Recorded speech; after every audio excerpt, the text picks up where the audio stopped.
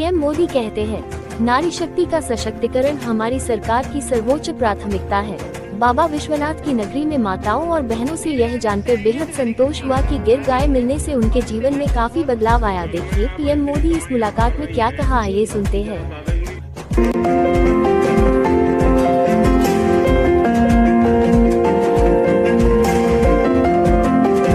गिर गाय जब से आई है तो मेरे घर में इनकम आ गई है और इससे मैं बहुत खुश हूँ। घर में आप इतनी कमाई आप कर रही है जी, आपकी जरा दादागिरी बढ़ गई होगी।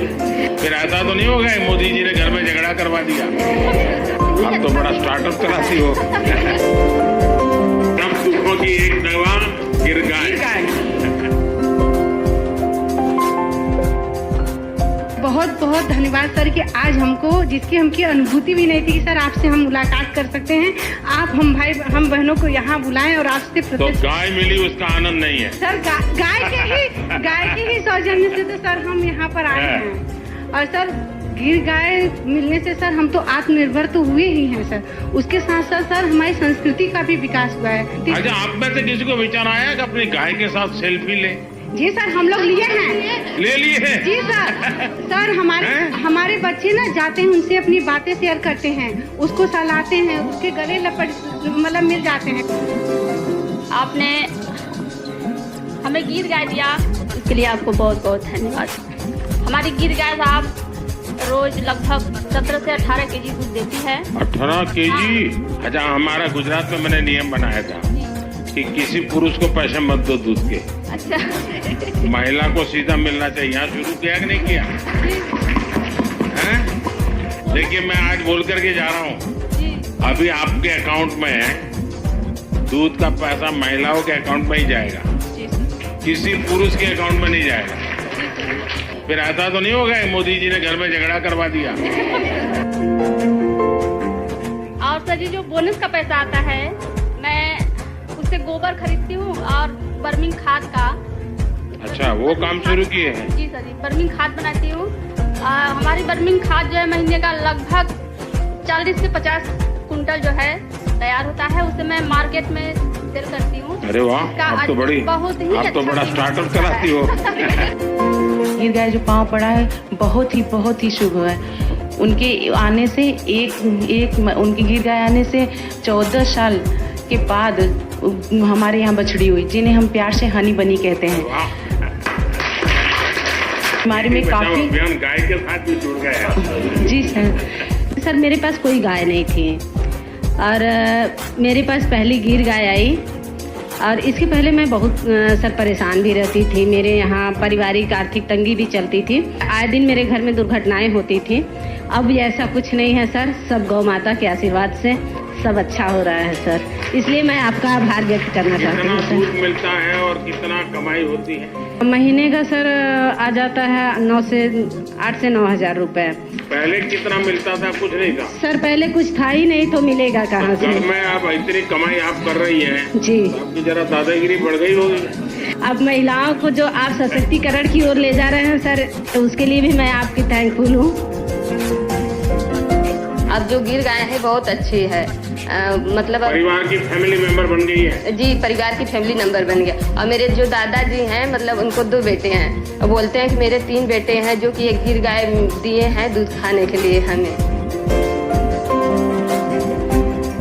मैंने पंजाब के मुख्यमंत्री थे बादल साहब, तो उन्होंने मुझसे गिर गया, तब तो मैं राजनीति में नहीं था लेकिन मेरा उनसे अच्छा परिचय था। तो उन्होंने मुझे कहा मुझे गिर गाय चाहिए, आप लग दीजिए। तो मैंने उनको 5 गिर गाय दी, फिर बाद में मुख्यमंत्री बन गया। तो एक बार हम सब मुख्यमंत्रियों का भोजन था, तो उन्होंने कहा भाई गुजरात के लोग ऐसे हैं, इनकी गाय भी ऐसी है। मैंने कहा क्या हुआ? उन्हें किसको मारती नहीं है। आपको भी यही अनुभव आया ना? जी सर। जी। बच्चे भी गाय के पास चले जाते होंगे। हाँ सर। मुझे गिर गाय जब मिली न तो मेरे यहाँ बांधने के लिए जगह नहीं था, उसको मैं रोड पर बांधी। जगह उसके पहले था, लेकिन 15 बरस से वह स्टे पड़ा था, मुकदमा भी चल रहा था। जब गिर गाय आई तो मैंने उनसे प्रार्थना की, हे माता, कम से कम आप अपने लिए सुलभ कराइए, इस जमीन का झगड़ा शांत कराइए। उस झगड़ा भी समाप्त हो गया। पहली बात तो ये बहुत खुशी की बात। मेरे पैर से चला भी नहीं जाता था। मैं सोचे कि अब तो ये गाय आ गई, हम इनकी सेवा कैसे करेंगे। दवा बहुत हुआ, डॉक्टर बोले ऑपरेशन करने के लिए कमर का, वह भी नहीं करवाई। जब वो आई, उनका दूध का सेवन करने लगे तो दवा भी बंद हो गया, मेरा मर्ज भी खत्म हो गया। सर आप ये देन है जो कि गिर गाय आई। तो सब दुखों की एक दवा गिर गाय। मेरी पारिवारिक स्थिति सही ठीक नहीं थी। उनके आने से मेरी पारिवारिक स्थिति में सुधार आ गया और मैं बहुत खुश हूँ सर जी कि आपने मुझे गिर गाय दिया। गिर गाय जब से आई है तो मेरे घर में इनकम आ गई है और इससे मैं बहुत खुश हूँ।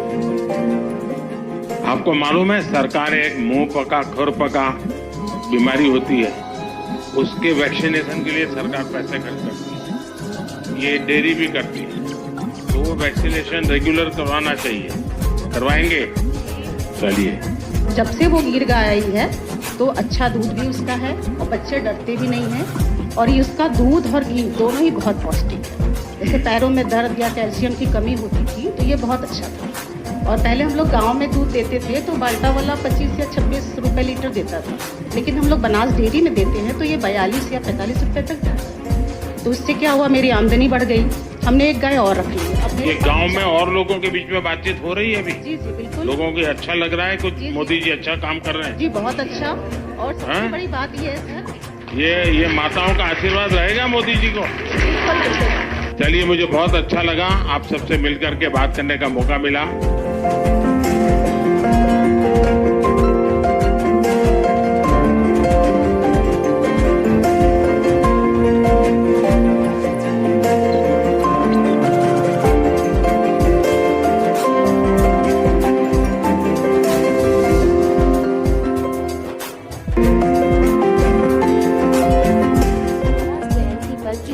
आदरपूर्ण श्रद्धांजलि। इस अवसर पर देशभर के अपने परिवारजनों को ढेरों शुभकामनाएं। समानता और समरसता पर आधारित उनका संदेश समाज की हर पीढ़ी को प्रेरित करते रहेंगे। पीएम मोदी ने जात पात का भेद भूलकर राष्ट्र को एक होने का संदेश दिया। रविदास जयंती पर सुनिए। जात पात के फेर में ही उर्जी रही सब लोग, मनुष्यता को खात हुई रविदास जात कर रोग। अर्थात सब लोग जात पात के फेर में उलझे हैं और ये बीमारी मानवता को खा रही है। रविदास जी तो उस भक्ति आंदोलन के महान संत थे जिसने कमजोर और विभाजित हो चुके भारत को नई ऊर्जा दी। रविदास जी ने समाज को आजादी का महत्व भी बताया था और सामाजिक विभाजन को भी पाटने का काम किया। जब हमारी आस्थाओं पर हमले हो रहे थे, हमारी पहचान मिटाने के लिए हम पर पाबंदियां लगाई जा रही थी, तब रविदास जी ने कहा था, पराधीनता पाप है, जान ले हो रे मीत, रविदास पराधीन सो कौन करे है प्रीत। यानी पराधीनता सबसे बड़ा पाप है। जो पराधीनता को स्वीकार कर लेता है उससे कोई प्रेम नहीं करता। रविदास जी सबके हैं और सब रविदास जी के हैं। नरेंद्र मोदी राष्ट्र को समर्पित करेंगे। ओखा मुख्य भूमि सुंदर नेपाल द्वारका द्वीप गुजरात में को जोड़ने वाले ये प्रधानमंत्री नरेंद्र मोदी 25 फरवरी को गुजरात में ओखा बेट द्वारका सिग्नेचर ब्रिज का उद्घाटन करेंगे। 978 करोड़ रुपए की लागत से बना ओखा बेट द्वारका सिग्नेचर ब्रिज कच्छ की खाड़ी और ओखा में बेट द्वारका द्वीप को जोड़ने वाला सबसे लंबा पुल है। वो राजकोट एम्स का भी तोहफा देंगे।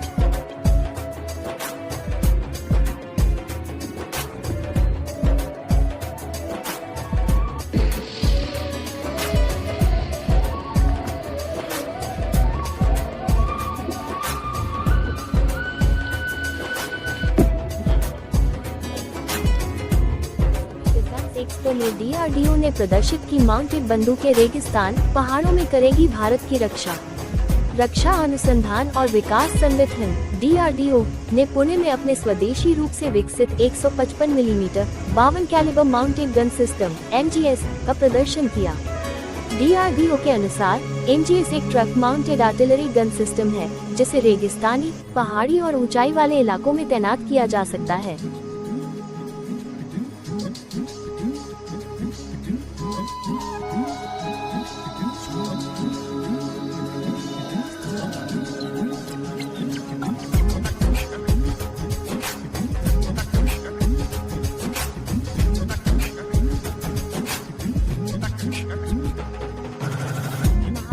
DRDO और महिंद्रा डिफेंस ने मिलकर व्हील आर्मर्ड प्लेटफॉर्म का उन्नत संस्करण विकसित किया है।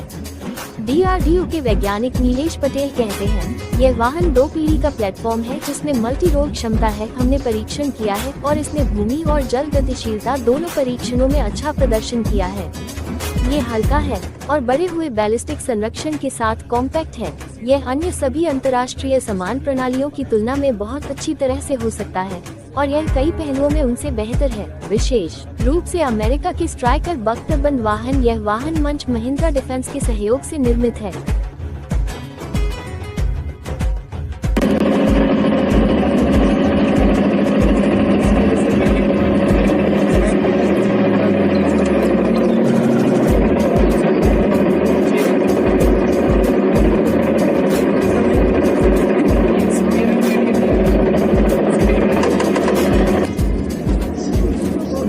This is wheeled 8x8 CBRN recognized vehicle.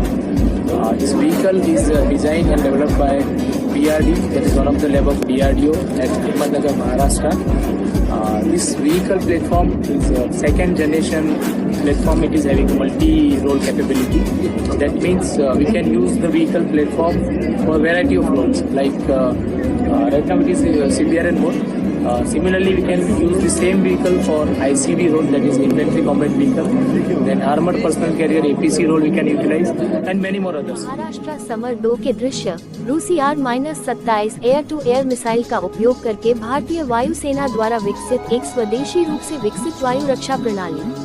स्वदेशी रूप से विकसित समर-2 पर IAF मेंटेनेंस कमांड के प्रमुख एयर मार्शल विभास पांडे कहते हैं, समर-2 मिसाइलों का अगला संस्करण है और यह पूरा प्रयास मुख्य रूप से यह सुनिश्चित करने के लिए है कि जो भी मिसाइलें जीवन समाप्त हो रही हैं, हम उन्हें वायु रक्षा सुविधा के रूप में तैनात करके प्रभावी उपयोग के लिए रख सकते हैं। ये सिर्फ एक प्रदर्शन है कि हम समर सिस्टम में R-27 मिसाइल को कैसे एकीकृत कर सकते हैं।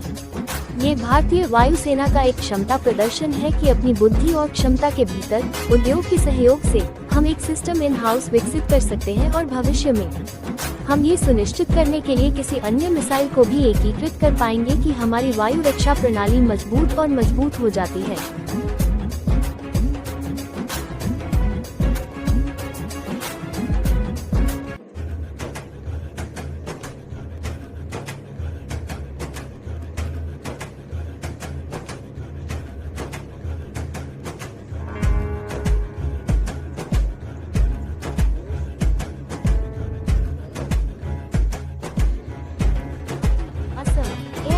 प्रमुख और सांसद बदरुद्दीन अजमल कहते हैं, इंडिया अलायंस पीएम मोदी और भाजपा एनडीए के लिए एक बड़ी चुनौती पेश करेगा। हमारी पार्टी 3 सीटें लोकसभा चुनाव में जीतेगी और इंडिया अलायंस का समर्थन करेगी। मुस्लिम मेरे, लेकिन इसी के जरिए से बीजेपी गवर्नमेंट मर जाएगी असम में। तो आने वाले चुनाव में आप क्या कहना चाहेंगे कि इंडिया अलायंस कैसा ये इंडिया महागठबंधन मोदी जी को, बीजेपी को, एनडीए को जबरदस्त टक्कर देगा और हमारी पार्टी 3 सीट जीतने के बाद हम लोग जाके इंडिया महागठबंधन को